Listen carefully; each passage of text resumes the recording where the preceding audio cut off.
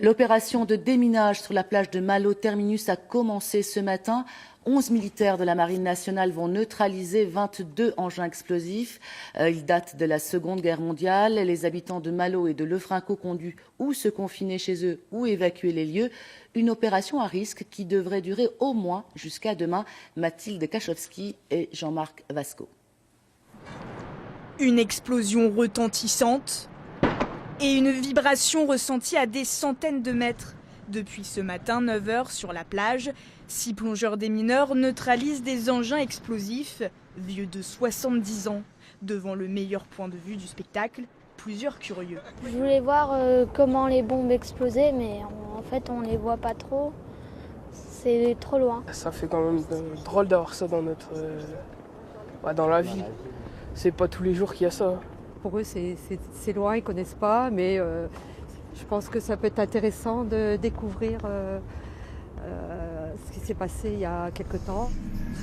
Au plus près de l'action, ces images tournées par la Marine nationale.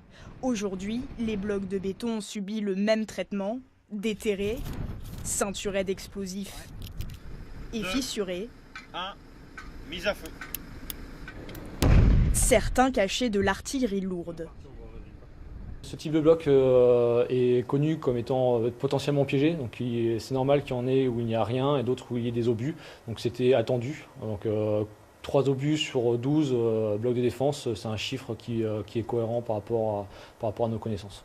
L'opération se poursuivra demain, peut-être même jusqu'à jeudi. Dunkerque, ville fantôme dans certains quartiers, va une fois de plus rester confinée. Les 10 blocs de béton restants dissimulent peut-être d'autres secrets sous terre.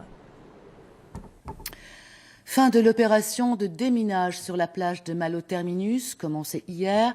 Cette opération sensible a été parfaitement réussie. Les plongeurs démineurs ont neutralisé 22 engins explosifs enfouis dans le sable. Pour les habitants de Malo et de Lefrancauc, c'est évidemment le soulagement après 2 jours de confinement pour les uns ou un départ forcé pour les autres. Mathilde Kachowski et Damien Louveté. Des démineurs au chômage technique à cause d'un phoque. Ce matin, l'opération a été retardée pendant 2 heures, une durée nécessaire pour évacuer le mammifère échoué. Mission quand même réussie pour la Marine nationale. Rien de bien dramatique pour nous puisque notre mission a pu être réalisée en temps et en heure avec le délai imparti de 2 jours. Donc on libère la plage demain pour les usagers et les communes. Mise à feu.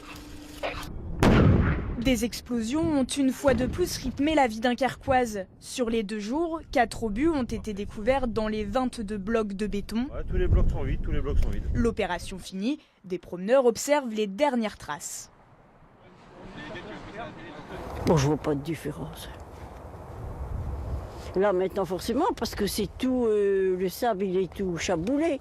Mais une fois qu'il y a une marée ou 2 qui va passer dessus, ou bien le bulle qui va tout aplatir, on va rien voir. On dirait pas que ça s'est passé.